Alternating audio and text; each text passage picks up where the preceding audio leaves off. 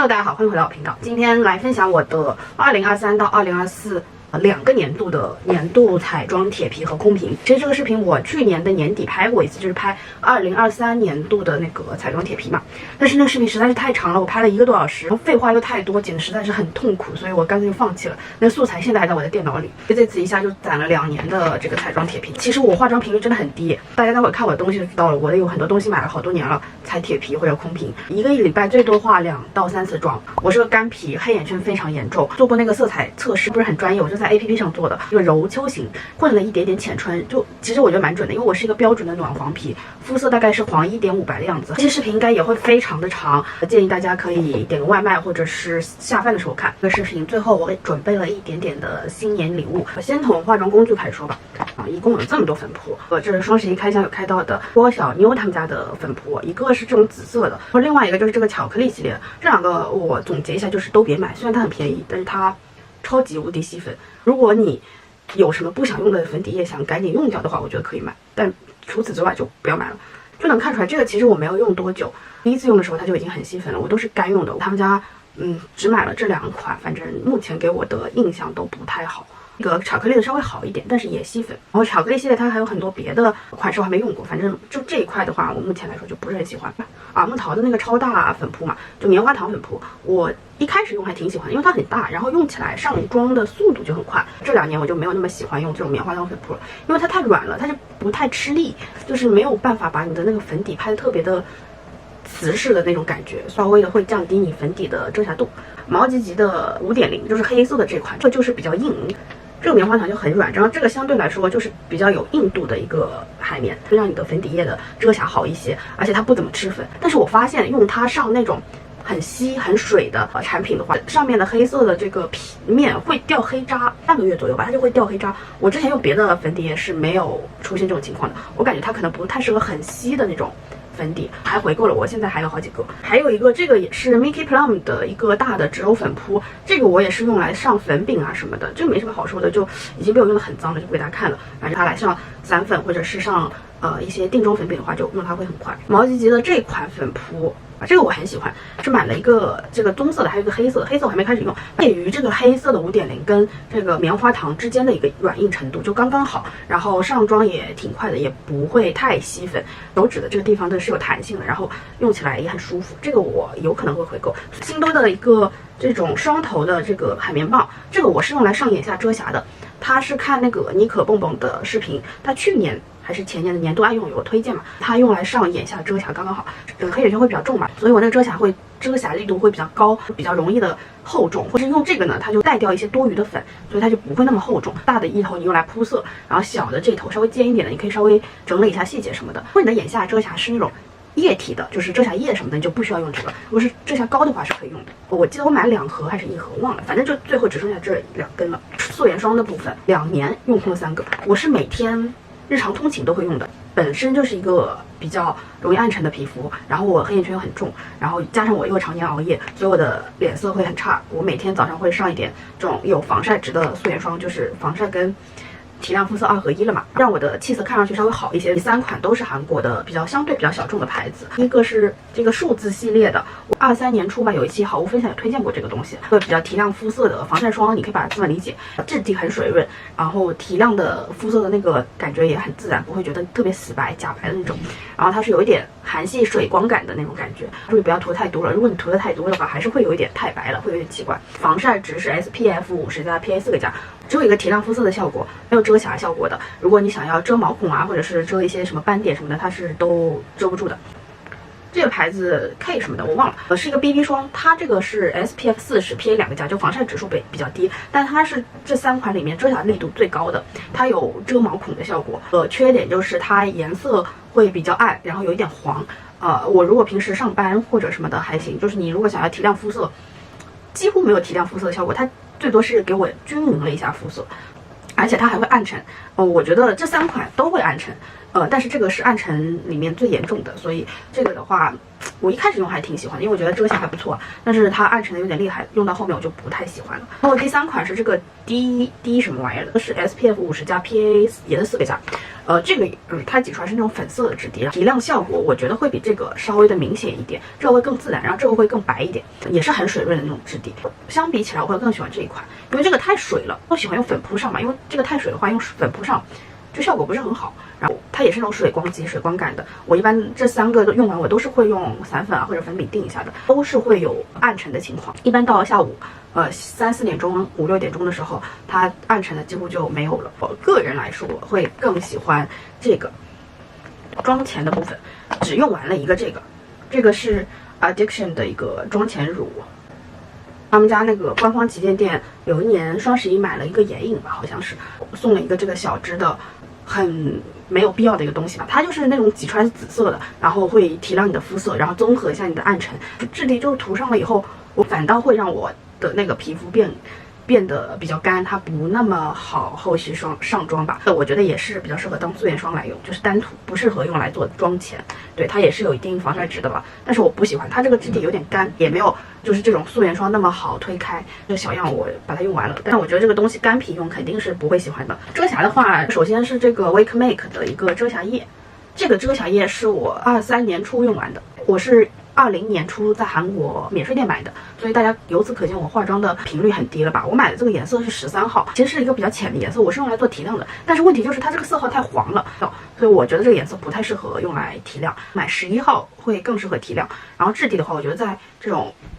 开价的这种遮瑕液里面还可以，相比于我之前用空的那些橘朵啊，或者是 Luna 那种牌子，我觉得它的质地会更细腻一点，然后也没有出现什么卡纹啊、卡粉的现象，因为我一般都是眼下提亮嘛。但我觉得也没有什么特别出彩的地方。大黑眼圈的遮瑕，这个是It Cosmetics 的 Bye Bye On Die 的眼下遮瑕，这个我买的颜色是21号，是一个分装。如果大家看过我那个22年的年度，就上一期的那个年度彩妆铁皮的话，就能发现我那个上一期的视频里面就有出现过它，是同一个东西。我买的还是分装，我用了2年了，就是又用了2年。对，现在这个扩大的铁皮已经成这样了。因为我只要化妆就会用它但是它因为只上在眼下嘛，其实用量很少，而且它质地又很厚，比较粘稠，所以它用的超级慢。我现在已经买了3年了，买回来以后每次化妆我一定会用它。还有这么多，我感觉还再用个2年都没什么问题。这颜色很深，它是一个适合我这种比较重度黑眼圈的，一般人就不要买这个21号了。是这个罗拉的遮瑕蜜，这个罗拉遮瑕蜜，这个我也买的是分装小样，这个只有0.5毫升，没用几次就用完了。我觉得一般吧。它的这色号是2N，我是看小猴子推荐的，小猴子它有1年的年度爱用，好像也有这个东西。可能我的黑眼圈太重了，这个遮的效果就没有这个遮瑕膏好。它在眼下不会移位，然后也不会卡纹，不会卡粉什么的，整体还可以，但是不太适合我们这种重度黑眼圈的人。那个首先是3个气垫吧，这2个是比较平价的韩系气垫，这个一个是 Naming 的，这也是用完1年多1、2年了，有一点记不住它的使用感受了。它整体是很清透的一个妆效，然后比较适合干皮，遮瑕力其实挺低的。其实我一开始用没有那么喜欢它，但是我用到后面我会发现，我每次用它会觉得我皮肤还挺好的，就不是我化妆的妆效挺好，是我用它我感觉我整个皮肤本身会比较好，就是那种感觉的一个气垫，比较水润，比较清透，遮瑕力比较低。但是你让我回购的话，我可能也不想回购。Clio 的这个粉晶气垫，这个是一个替换芯，还有一个替换芯我妈正在用嘛，它这个也是主打给干皮用的气垫嘛。然后在脸上你一按一个印子的那种气垫，就是你不定妆的话，你手指上按上去就是一个印子，觉得有一点点浮在脸上，妆效也没有很精致，然后会有一点暗沉。粉的话也没有说很细吧，我会更喜欢 Naming 的这个气垫，它海蓝之谜的一个气垫，这个是我朋友送给我的，自己是不会去买这个气垫的。然后这个色号是03号，这个气垫就是我无法理解的一个气垫，对我来说它就是一无是处，遮瑕力很低，然后比较水润的，但它还不如这个 Naming。这个海蓝之谜的气垫就是在你的脸上又浮，然后又不遮瑕也不遮毛孔，整体就是感觉稍微的提亮了一下肤色那种。如果皮肤状态不好的时候用它还会起皮什么的。一个替换芯我还没有拆开来，我之后应该也会硬着头皮把它用完的。对，虽然是我朋友送的，但是我这个人就是只要这个东西不是太难用，我还是会想把它用完的。还有它的这几个粉扑我都觉得一般般，不是很好用，包括 Clio 的这个 Clio 的粉扑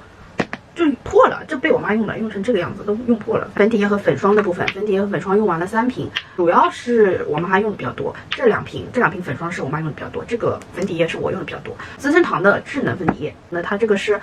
滋润款的，比较适合干皮。它还有个磨砂瓶的，是适合油皮的那个。这个是我看小猴子，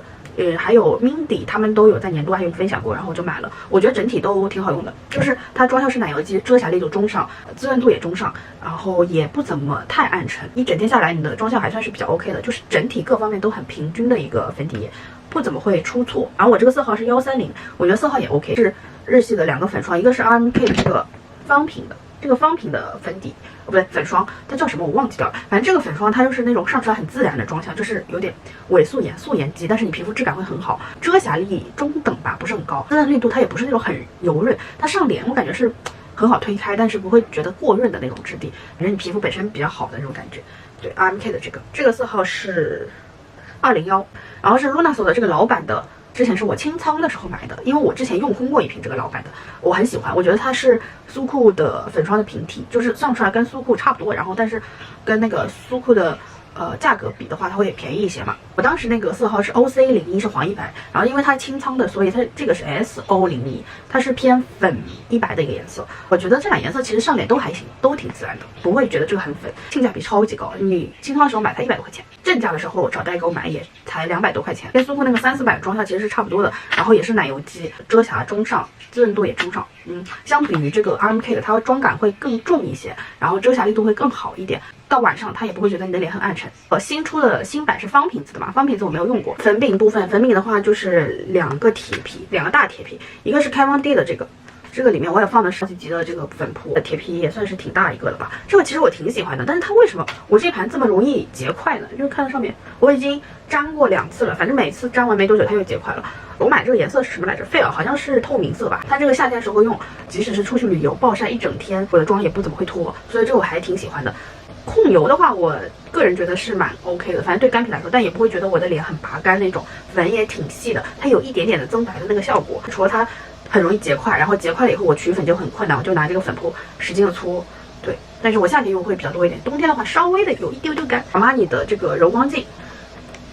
这个这个铁皮也挺大的了，自配一个粉扑的。Kat Von D 也会配个粉扑，但那个粉扑超级难用，所以我就扔掉了。然后这个阿玛尼的粉扑还挺好用的，它这个是有2面的，一面是白的，一面是黑的。白的这一面是比较粗一点的那种绒的感觉，然后黑的这一面就会比较细腻一些。我一般用黑的这一面会比较多。它这个粉是超级细的，它是有一定遮瑕力的粉饼的，你既可以拿来定妆，也可以补妆，然后也可以做底妆。然后粉很细，即使是干皮，你直接拿来当底妆，你也不会觉得你的脸很干。这点就是它价格还挺贵的，然后用的还挺快的。但就只拿它来定妆，偶尔出去的时候会补妆，不怎么会拿它来做底妆。隐形毛孔的效果还挺好的，你粉扑上它那个遮瑕力就会高一点。你也可以拿那种松散的大刷子，上直接定妆的话，它的遮瑕力就没有那么高，就是会更自然一点。整体的颜色也 OK， 这个颜色是什么来着？我忘了，因为它这个粉芯跟粉壳是要分开卖的，然后当时好像说要停产了。最后一个是一个散粉，是这个 Make Up Forever 的一个紫色的那个散粉，就还是这么一丢丢，能看出来吗？还是这么一点点。马上就要用完了，大概再用个半个月吧，因为我每天早上都会用它来定在那个素颜霜后面用它嘛。然后这个我个人没有很喜欢，因为我感觉它有点偏干，它这个上完了以后，你的脸是整个很干爽的感觉。然后它是紫色的嘛，会有一点点提亮，但是不是很明显。但是我觉得对干皮来说还是有点干，粉是细的。我觉得我用它定我那3个海西的素颜霜，它们该暗沉还是暗沉，就是这个效果跟我用那个 RCMA 的那个散粉效果其实差别不大，就那个胡椒粉这一罐我也用了很久，